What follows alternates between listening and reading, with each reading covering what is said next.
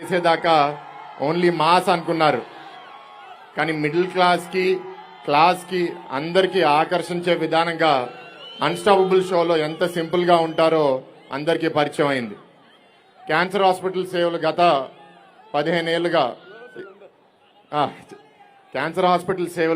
గత 15 ఏళ్ళుగా అనేక మందికి సేవలు అందజేశాము. బాలకృష్ణ గారు చెప్పినట్టు నేను కూడా ఇప్పుడు ఆ హాస్పిటల్లో ట్రస్టీగా గత 5 సంవత్సరాలుగా చేస్తున్నాను. ఇప్పుడు అక్కడన్నా ఒక వీడియో వచ్చి బాలే నిన్ను కొట్టారా అంటే కొట్టలేదు, అందుకే బాధపడుతున్నాను, కొట్టుంటే అట్లీస్ట్ నన్ను ముట్టుకుంటారు అనుకుంటున్నారు. 2014లో ఏం చేస్తారు, రాజకీయం ఓడిపోతారంటే హిందూపూర్లో మంచి మెజారిటీతో గెలిచారు. రెండోసారి ఛాన్సే లేదన్నారు, దానికన్నా ఇంకెక్కువ మెజారిటీతో గెలిచారు. ఈసారి మూడోసారి చాలా ప్రయత్నాలు చేశారు, అభ్యర్థులు మార్చారు. ఈసారి ఇంకా ఎక్కువ మెజారిటీతో గెలుస్తారా?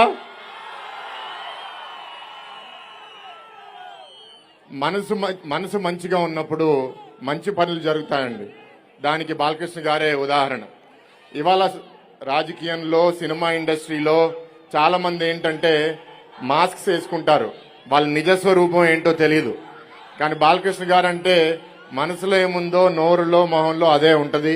అట్లాంటి వాళ్ళు చాలా అరుదుగా ఉంటారు. ఇట్లాంటి వాళ్ళు మా అందరికీ ఆదర్శవంతమైన నాయకులు. నా మామగారు అవడం అనేది నా అదృష్టంగా నేను భావిస్తున్నాను.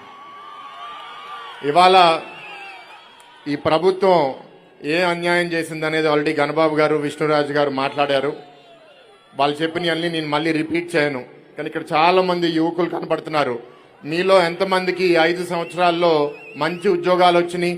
ఎవరికన్నా వచ్చినాయా?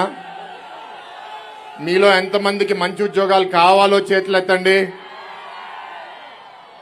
మరి ఈ ప్రభుత్వం ఏం చేస్తుంది?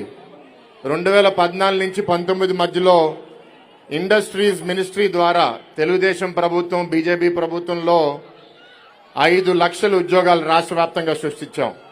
ఉట్టి విశాఖపట్నంలో 70,000 ఉద్యోగాలు తీసుకొచ్చాం. ఈ 5 సంవత్సరాల్లో కూడా ఉద్యోగాలు సృష్టించారు. ఏంటో తెలుసా? వాలంటీర్ ఉద్యోగాలు బ్యాడ్ అనట్లే, కానీ డిగ్రీ చదివిన వాళ్ళు, బీటెక్ చదివిన వాళ్ళకి 5,000 రూపాయల ఉద్యోగం సరిపోతుందా?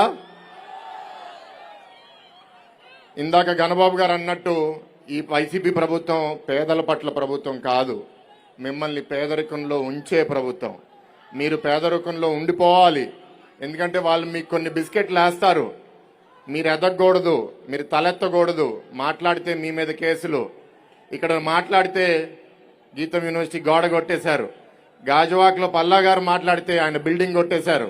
భీమిలిలో సబ్బహరి గారు చనిపోయారు, కానీ సబ్బహరి గారు మాట్లాడితే ఆయన ఇల్లు కొట్టేశారు. ఇలా అందరినీ కొట్టుకుంటూ పోతే రేపు గెలిస్తే మిమ్మల్ని వదులుతారా? ప్రభుత్వం మార్చుకునే బాధ్యత మనందరి మీద ఉంది. ఇక్కడ ఎలాగైతే మీరు అందరూ ఉత్సాహంగా ఉన్నారో రేపు మీరు అదే ఉత్సాహం ఓటింగ్ బూత్ లో కూడా చూపించవలసిందిగా కోరుతున్నాము.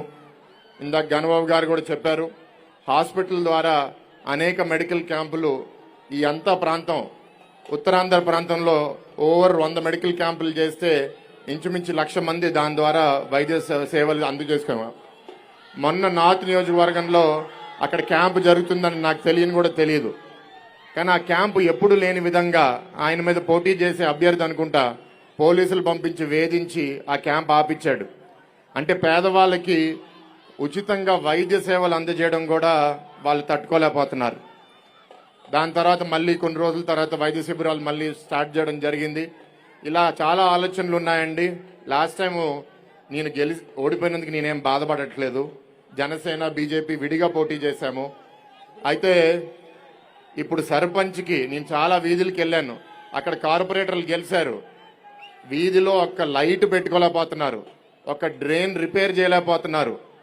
నన్ను ఎంపీగా గెలిస్తే నన్ను ఏదన్నా చేయనిచ్చేవారా ఈ ప్రభుత్వం? ఏం చేయనిచ్చేవారు కాదు. అందుకే ఇవాళ నేను గెలవడమో, విష్ణురాజు గారు గెలవడమో, గణబాబు గారు గెలవడమో కాదు, ఈ కూటమిని మనందరం గెలిపించుకోవాలి. ఈ పాలన మారాలి. ఈ పాలన మారితేనే మేము ఏదన్నా చేయగలుగుతాం. మంచి ప్రభుత్వం తీసుకుని రావాలి. ఒక ఎంపీగా ఇక్కడ చాలా చేద్దాం అనుకుంటున్నాము. విశాఖ స్టీల్ ప్లాంట్ ప్రైవేటీకరణ, రైల్వే జోన్ ఎస్టాబ్లిష్మెంట్, ఉద్యోగాల కల్పన, శాంతి భద్రతలు, మీ అందరూ మీ ఆస్తులు, మీ కుటుంబాలకి గంజాయి సమస్యల నుంచి పరిరక్షించుకోవడం, ఎన్ని పోర్టు కాలుష్యం అవనివ్వండి, ఇప్పుడు వాటర్ సమస్యలు చాలా మంది దగ్గర ఉన్నాయి. ఇవన్నిటి మీద దృష్టి పెట్టలేదు. గతంలో కూడా మీరు ఇక్కడ ఉత్తర నియోజకవర్గంలో, పశ్చిమ నియోజకవర్గంలో తెలుగుదేశం అభ్యర్థులను గెలిపించారు. కానీ గెలిచిన ప్రభుత్వం లేకపోవడం వల్ల మేము చేయలేకపోయాం. కానీ ఈసారి మీ అందరి ఆశీస్సులతో తప్పకుండా మీరు సైకిల్ గుర్తుకి, కమలం గుర్తుకి, గ్లాస్ గుర్తుకి వేసి చంద్రబాబు గారు, పవన్ కళ్యాణ్ గారు, మోడీ గారి నాయకత్వంలో ఈ రాష్ట్రం మళ్ళీ మంచి దారిలో తీసుకెళ్తాం. ఇందాకే తూర్పు నియోజకవర్గంతో పర్యటించాం. మళ్ళీ దీని తర్వాత ఎస్కోట నియోజకవర్గం కూడా వెళ్తున్నాం. మీ అందరు ఉత్సాహం చూస్తే మాట్లాడాలనిపిస్తుంది, కానీ బాలయ్య గారు మాట్లాడినివ్వండి. సినిమా డైలాగ్ ఉంటుంది. హైదరాబాద్ లో ఏదన్నా రెస్టారెంట్, పబ్బో మూసుకుంటే ఒక స్లోగన్ తో ఎండ్ అవుతుంది. ఏంటి ఆ స్లోగన్? జై జై జై.